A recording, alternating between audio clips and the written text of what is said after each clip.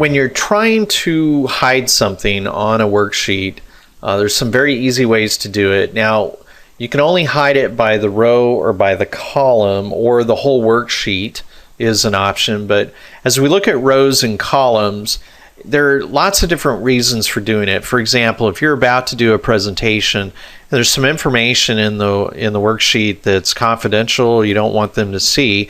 Then, for example, if we don't want them to see column C for whatever reason, you can just choose the column, clicking on the header, and right-click and choose Hide. So it hides it.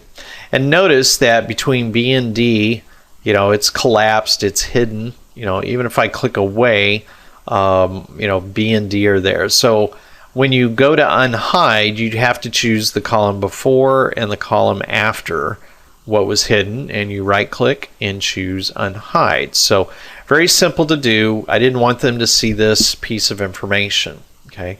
Also, when you print, if you hide things, it will not print those items. So I'm getting ready to do a print of only January information. So I'm going to hide, all of these columns. I'm going to right click and do hide. And I'd have to undo, or I'd have to hide all of this as well. So I'm just going to keep going and hide that.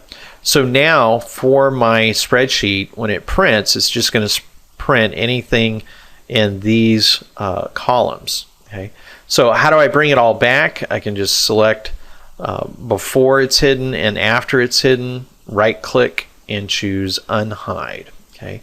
So columns, pretty similar to how you work with rows. If you go in here and you say, we're really not trying to show income, we just want to talk through our expenses, I can select all of those, right click and choose hide. It's one of the options in the bottom there. So that's hidden between row and 7 and 13 as well. You cannot choose, like this and try to hide it.